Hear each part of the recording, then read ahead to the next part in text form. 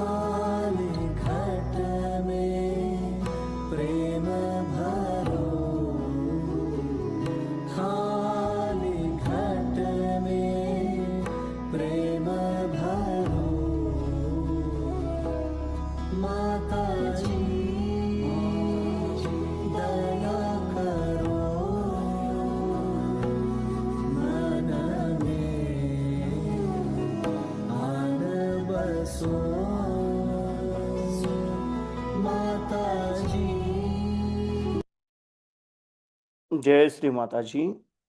आपण सर्वजण श्रीमाताईंच्या प्रतिमेकडे पाहून प्रणाम करूयात आणि हळुवारपणे बंधन घेऊयात. नहीं जानो तंत्र मंत्र पूजा नहीं जानो मैं तो केवल तुमको ही मानो मैं तो केवल तुमको ही मानो सारे जग में ढूंढा तुमको सारे जग में ढूंढा तुमको. परमपूज्य श्री माताजी, आपण साक्षात श्री आदिशक्ती आहात. आपल्या परमकृपेत आपल्या निर्मल चरणी ध्यान करण्याची अनुमती आम्हा सर्वांना प्रदान करा. आता आपण हळुवारपणे डोळे मिटूयात आणि आपला उजवा हात जमिनीवर ठेवूयात. आपलं संपूर्ण चित्त आपण आपल्या डाव्या हाताच्या तळव्यामधून सहस्रार आणि सहस्रारापासून उजव्या हाताच्या तळव्याद्वारे धरणी मातेकडे 7 वेळा नेऊयात. दया करो मन में आन बसो मन में आन बसो माताजी माताजी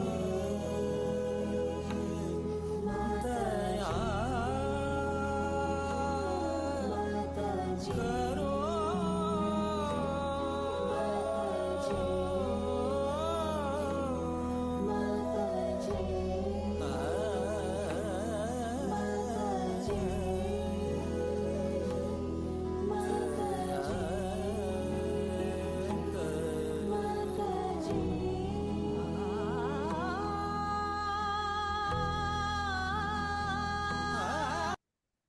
आता आपण आपला उजवा हात मांडीवर ठेवूयात आणि डावा हात कोपरात वाकवूयात. आकाश तत्वाकडे करूयात.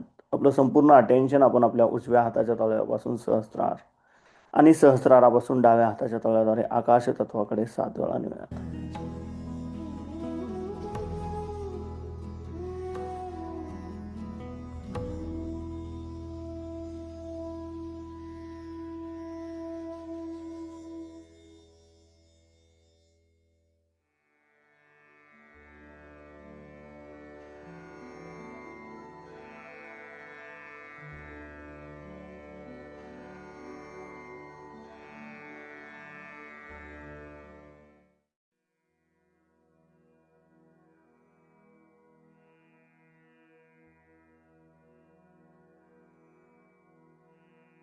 आता आपण आपले दोन्ही हात मांडीवर ठेवूयात आणि आपलं संपूर्ण अटेन्शन आपण आपल्या मध्य मूलाधार चक्रामध्ये गोलाकार क्लॉकवाईज 7 वेळा फिरवूयात. As we all know, the liver is a very important organ for us Satyogis because it is the seat of our attention. The next rag we are going to sing is Rag Todi.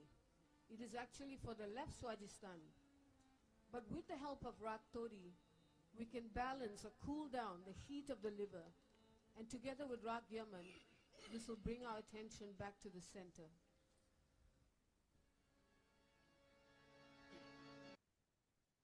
परमपूज्य श्री माताजी, आपण साक्षात श्री निर्मल गणेश आहात.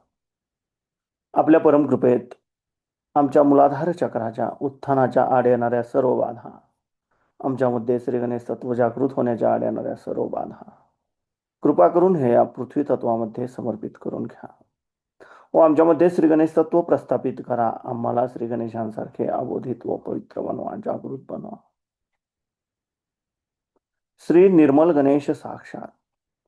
ओम तमेव साक्षात श्री निर्मल गणेश साक्षात श्री आदिशक्ती माताजी श्री निर्मला देवे नमो नमः. आता आपण आपला उजवा हात आपल्या ओटीपोटावर डाव्या बाजूला दाबून धरूयात. परमपूज्य श्री माताजी, आपल्या परमकृपेत कृपा करून आम्हाला शुद्ध आणि निर्मल विद्या प्रदान करा. परमपूज्य श्री माताजी, आपल्या परमकृपेत कृपा करून मला शुद्ध व निर्मल विद्या प्रदान करा. कृपा करून मला शुद्ध आणि निर्मल विद्या प्रदान करा. आता आपण आपला उजवा हात आपल्या मध्य नाभी चक्रावर ठेवूयात. परमपूज्य श्री माताजी, आपल्या परमकृपेत कृपा करून आमच्यामध्ये लक्ष्मी तत्व जागृत करा. कृपा करून आम्हाला समाधानी बनवा. आता आपण आपल्या उजव्या हाताचा तळवा आपल्या नाभीच्या भोवताली आपल्या भवसागरावर गोलाकार क्लॉकवाईज 7 वेळा फिरवूयात.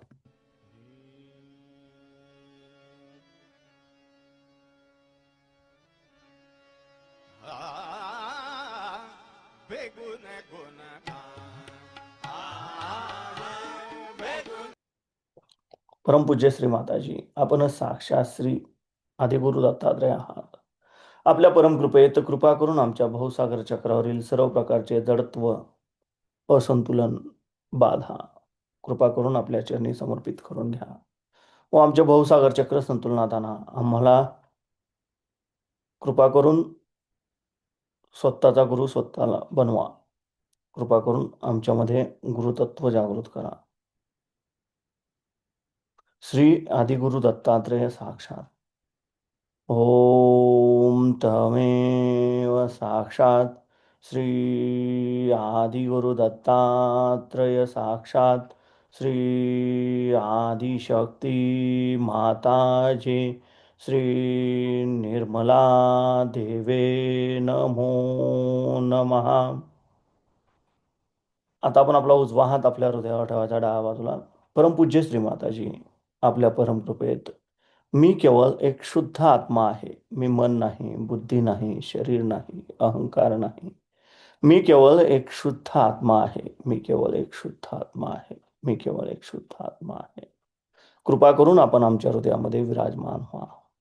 तर आपण आपला उजवा हात आपल्या मानेवर डाव्या बाजूला लावून धरूया. परमपूज्य श्री माताजी, आपल्या परमकृपेत मी निर्दोष आहे. मी निर्दोष आहे.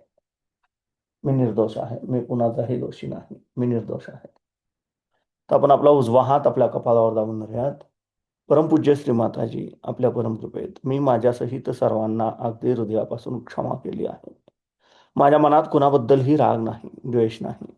मी माझ्यासहित सर्वांना अगदी मनापासून क्षमा केली आहे.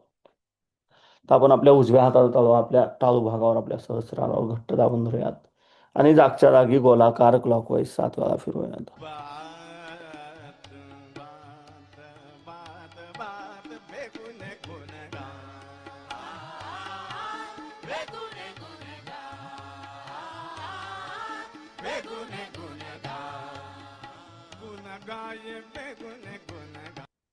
परमपूज्य श्री माताजी, आपण साक्षात श्री आदिशक्ती आहात. आपल्या परमकृपेत कृपा करून आम्हाला निर्विचारिता प्रदान करा.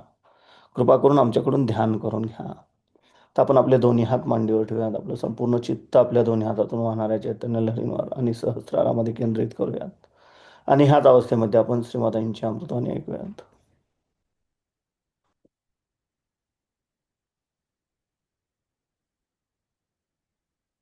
करायचं काय हे तुमच्याजवळ राहू द्या. तुम्ही राजे लोक तुम्ही वापरा. म्हणजे केवढा श्रीमंत असला पाहिजे होतो. आपल्याकडे असा एखादा श्रीमंत बघा जो फार मोठा श्रीमंत असेल, त्याला जर तुम्ही एखादा दागिना द्यायला गेलाय तर त्याला मोह येईल की नाही. असा कोणता श्रीमंत तुम्ही मला दाखवा ज्याला मोह येणार नाही. एक आमचं सोडून द्या, बाकी म्हणजे ज्याला मोह वाटतो, जो अशा गोष्टींकडे लक्ष देतो आणि हे मला मिळालं पाहिजे, ते मला मिळालं पाहिजे, हा मुलखाचा भिकारी झाला. असला श्रीमंत असेल. आणि श्रीमंत लोक जास्तच असतात भिकारी. 1-2 पैशाची कुठे वस्तू राहिली, अरे ती 2 पैशाची वस्तू राहिली म्हणून धावत येतील परत. म्हणजे श्रीमंत आहेत का भिकारी आहेत हे कोणी ठरवायचं. तेव्हा जे लोक मनाने श्रीमंत आहेत ते खरे श्रीमंत आहेत सहजोग.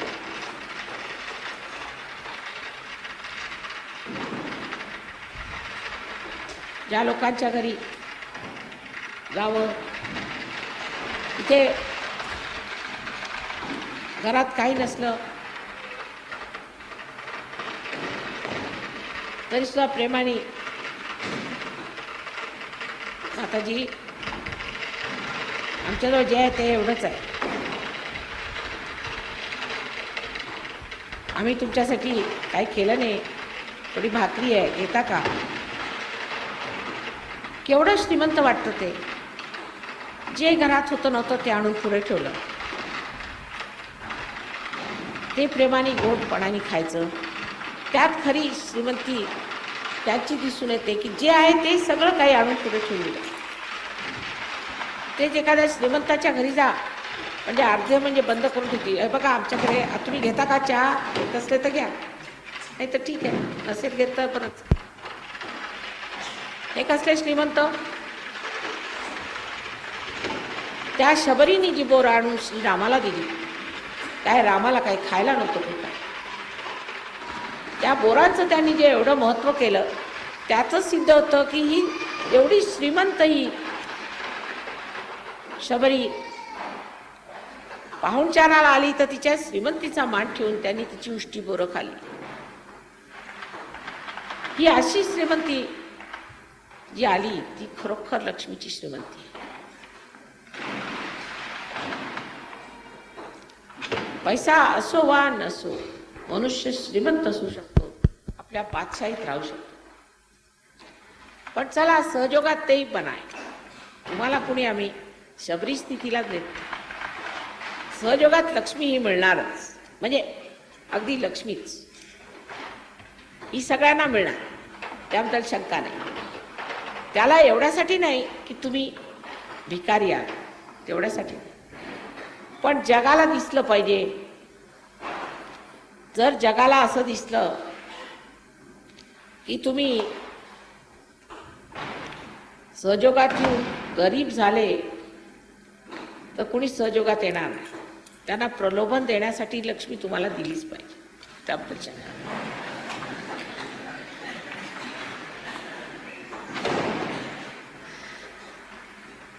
त्याशिवाय ह्या आंधळ्यांना दिसायचं नाही. म्हणून लक्ष्मी दिलीच पाहिजे आणि मिळणार. नाभीचक्र उघडल्याबरोबर लक्ष्मी मिळू शकते. पण नाभीचक्रामध्ये लक्ष्मीचं जे स्थान आहे त्यातलं पहिलं ग्रहलक्ष्मीचं स्थान. आपण असंही म्हणू की तुकारामाची बायको म्हणजे अगदी जहालबाई होती. जरा नम्र असती आणि देवाला तिने मानलं असतं तर कदाचित त्यांच्या घरी लक्ष्मी आली असती. तर घरातली ग्रहलक्ष्मी कशी आहे त्याच्यावरनं लक्ष्मी आहे. तिला जर बाधा असली आणि नवरा तिच्या बाधिकपणालाच बळी जात असला तर घरात कधीच लक्ष्मी राहणार. पण ती जरी बाधिक असली आणि नवऱ्याने ते सांगितलं की ही बाधा तुझी गेली पाहिजे, किंवा नवरा दारू पितो तरी ही बाई आपली पतिव्रता बनवून दारू पाहिजे ना माझे दागिने घेतो, बर मग माझं मंगळसूत्र घे, जे पाहिजे असेल ते घेतो, मी पतिव्रता आहे फार मोठी, असं म्हणून त्याला आणखी नरकात ढकलत असते. अशांच्या घरी कधी लक्ष्मी राहू शकत नाही. गृहलक्ष्मी म्हणजे एक तेजस्वी स्त्री असायला पाहिजे. तिचं असं आयुष्य असलं पाहिजे तिला बघून पुरुषाला वाटलं पाहिजे की काहीतरी घरात आहे बरं का. काहीतरी असं तसं आम्ही वेडवाकडं केलं तर चालायचं नाही घरात. पूर्वी काळी पुरुष लोक बायकांना मालक म्हणत असत, साहेब म्हणत असत. मालक एक दरारा असायचा अशा बायका. तो कशामुळे? ओरडण्याने नाही झालेला, पण एक त्या बाईच्या तेजस्वितेने असं. तिची उदात्तता, तिचं गांभीर्य, तिची दानशूरता, तिची निष्ठा, तिची सेवा, तिचं प्रेम, ह्या सर्व गोष्टींनी त्या बाईला एक तरीची तेजस्विता आणि एक चारित्र्य दिसत. ती गोष्ट सुटून आजकाल गृहलक्ष्मी ही म्हणजे त्याला नाव म्हणजे आजकालच्या गृहलक्ष्म्यांना कशाशी तुलना करायची तेच मला समजत नाही, कारण त्याच्या डोक्यात काय तेच कळत नाही मला.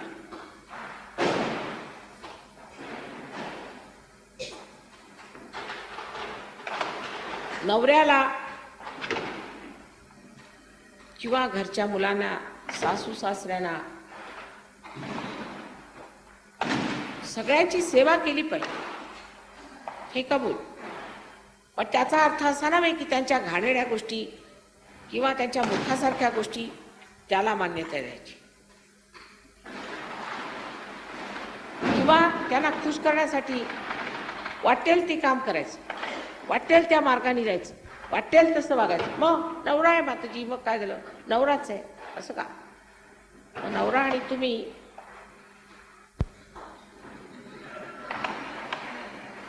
सांगत नाही मी, पण समजलं तुम्हाला. ह्या गृहलक्ष्मीची स्थिती अगदी एखाद्या कमळासारखी असायला पाहिजे. कमळ हेच गृहलक्ष्मीच नाही, म्हणजे नेहमी पाण्यावर सुगंधित, अत्यंत नाजूक आणि लक्ष्मीला संबंध आधार अशी असणारी ही कमळासारखी व्यक्ती असायला पाहिजे. ती राजलक्ष्मी असायला पाहिजे, म्हणजे दारोदार भीक मागणे, आता आज द्या तुमची साडी मला नेसायला बरं होईल, म्हणजे कुठे निघाल तुम्ही, नाही मला दाखवायचंय लोकांना, किंवा कोणत्याही प्रकारची खोटी घमेंड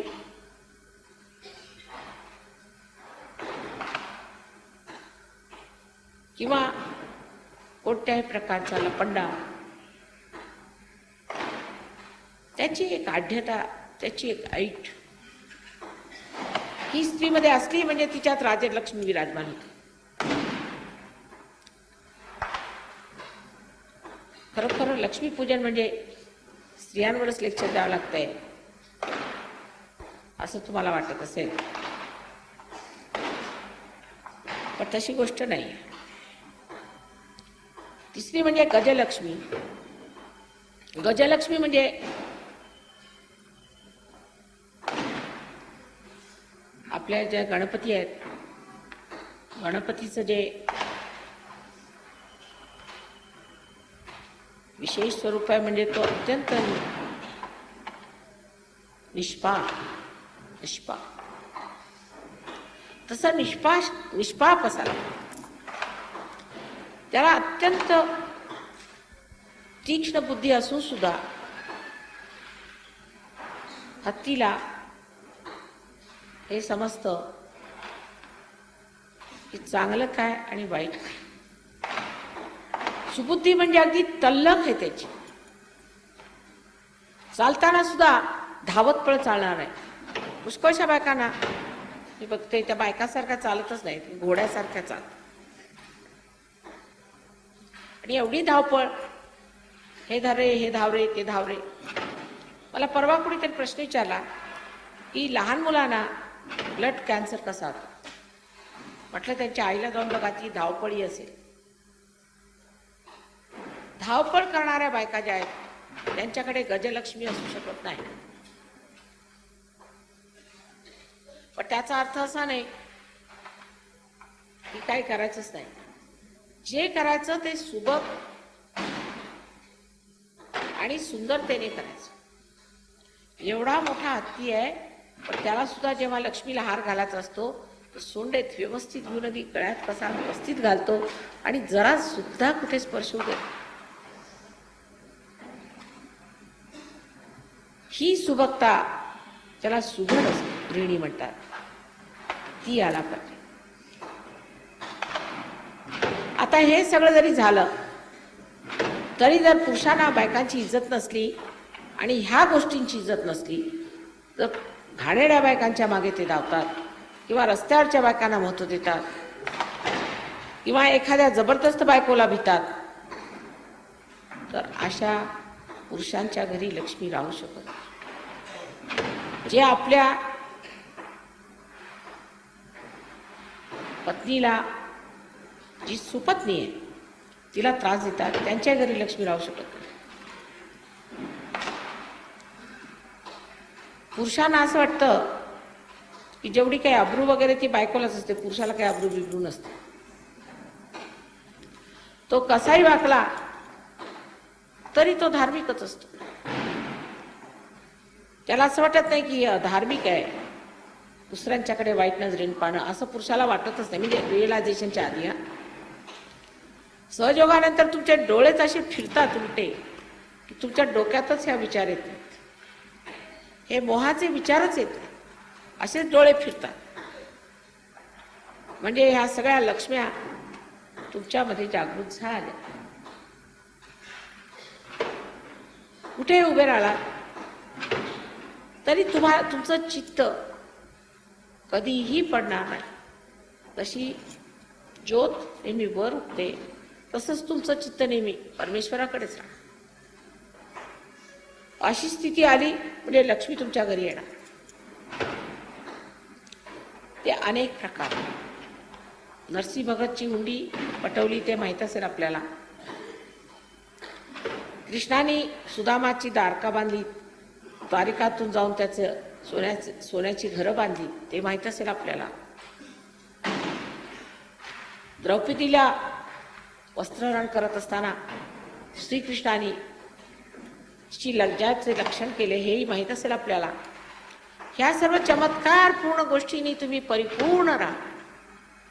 अत्यंत चमत्कारपूर्ण जीवनात रोज तुम्हाला नवीन नवीन चमत्कार. तुम्हाला आश्चर्य वाटेल कशा तऱ्हेने तुमचे चमत्कार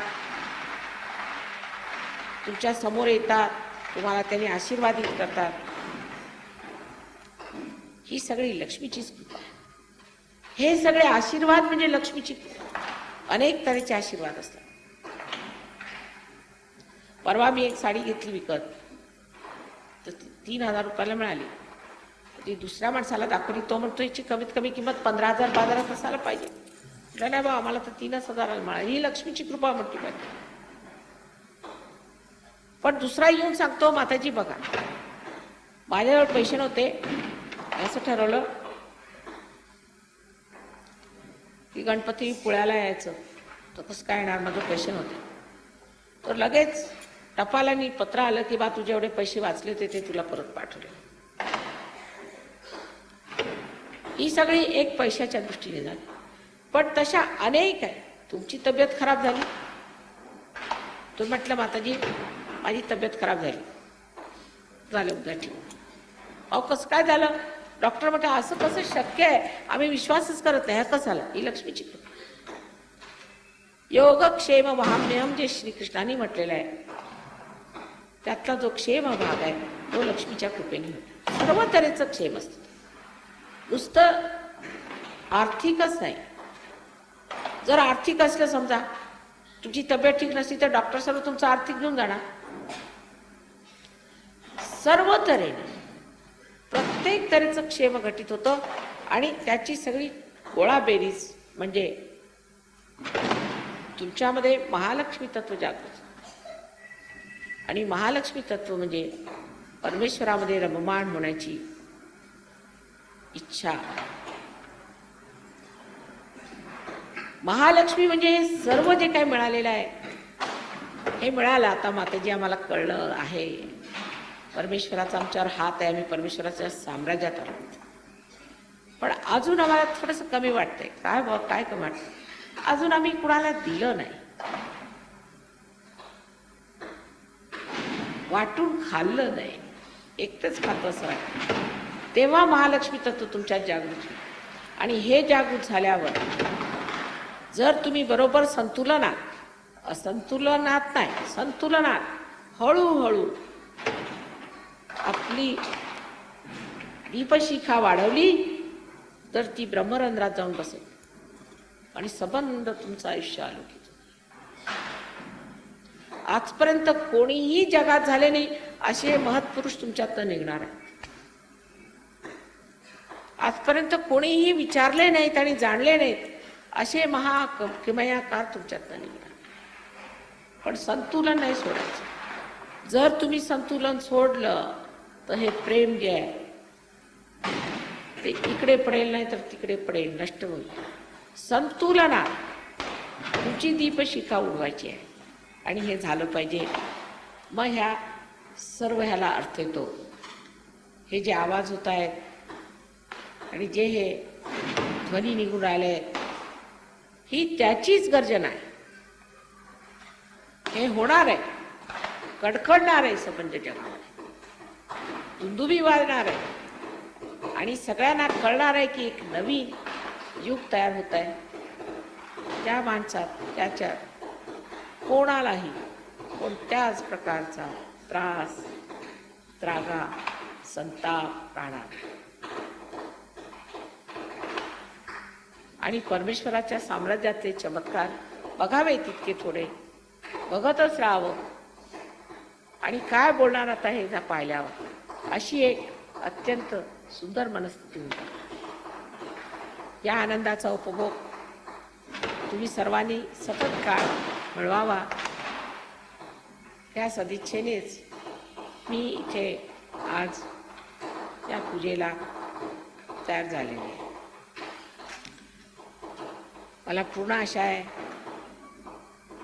की आजच्या नंतर सर्व लोक मनोभावे आपल्यातले लक्ष्मी तत्व जपून ठेवतील आणि त्यातून उगवणाऱ्या त्या नवीन आकांक्षा ज्या महालक्ष्मी तत्वाच्या रूपाने बाहेर पडतील, त्या संतुलनात राहून पूर्णपणे समजून घेतील, व्यवहारात आणतील आणि पसरवतील. परमेश्वर आपण सर्वांना ही दिवाळी सुखाची करो आणि सगळ्यांना माझ्यातर्फे अनंत अनंत आशीर्वाद.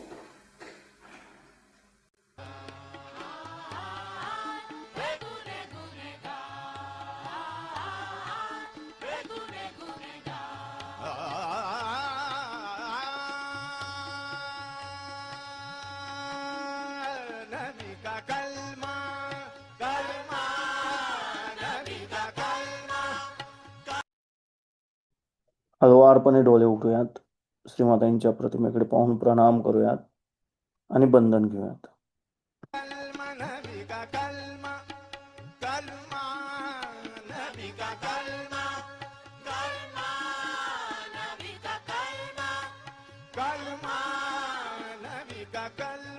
हरदम जुबा पे रखना, जब जाओगे पूछेंगे बाद बेगुन गुन गा, बेगुन गुन गा, बेगुन गुन गा, गुन. जय श्री माताजी.